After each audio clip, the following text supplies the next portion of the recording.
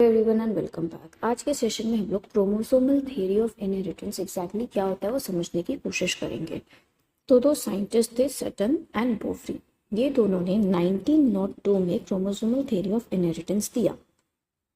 देखो, मेंडल ने ना काम तो बहुत सारा किया था, लेकिन बहुत लंबे टाइम के लिए उसका जो काम था वो बहुत ज़्यादा अनरिकग्नाइज था। अब ऐसा क्यों? क्योंकि जब उसने ये सारी चीज़ें बोली थी तब जीन क्या होता है, माइटोसिस क्या होता है, मियोसिस क्या होता है, कुछ भी पता नहीं था। लेकिन जब सब कुछ पता चल गया कि जीन होता है, डीएनए होता है, माइटोसिस होता है, मियोसिस होता है, तो सटन एंड बोवरी ने वापस से मेंडल के लॉज को एक्सप्लेन करने की कोशिश की इन टर्म्स ऑफ क्रोमोसोम।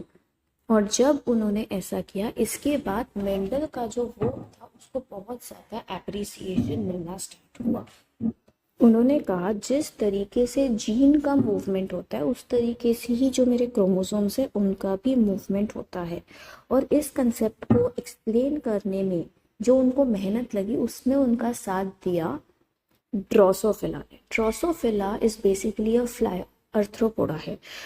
उसको हम लोग कहते हैं जैकपॉट ऑफ जेनेटिक्स। मतलब भगवान चाहता तो सटन एंड बोवरी को कोई और ऑर्गेनिज्म पे भी स्टडी करने बोल सकता था, लेकिन drosophila was a very lucky fly to deal with, क्योंकि इसमें नंबर ऑफ क्रोमोसोम्स बहुत ज़्यादा कम है एंड इसका रिप्रोडक्शन का जो रेट है वो भी बहुत ज़्यादा हाई है, तो वो कम टाइम में ज़्यादा अच्छे से जेनेटिक्स को समझ सकते थे।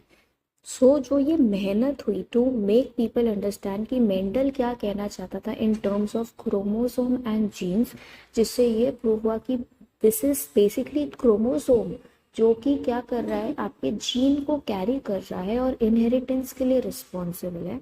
This concept is called as chromosomal theory of inheritance. So basically there were multiple experiments जो ड्रोसोफिला पे परफॉर्म हुए थे, जिनको हम आगे आने वाले सेशंस में पढ़ने वाले हैं। You also need to understand कि जब मेंडल ने डाई हाइब्रिड क्रॉस दिया था उसके बाद उसने एक लॉ दिया था which was law of independent assortment.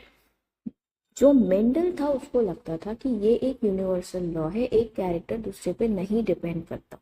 After chromosomal theory of inheritance was given, लोगों को ये भी पता चला कि this is not a universal law because there is something which is called as concept of linkage. तो क्योंकि लिंकेज प्रेजेंट रहेगी, आपका लॉ ऑफ इंडिपेंडेंट असॉर्टमेंट जो है वो यूनिवर्सल स्टैंड नहीं करेगा। अब लिंकेज क्या होता है उसको हम अच्छे से हमारे नेक्स्ट सेशन में डिस्कस करेंगे। So for now I hope chromosomal theory of inheritance क्या है that is clear for you guys.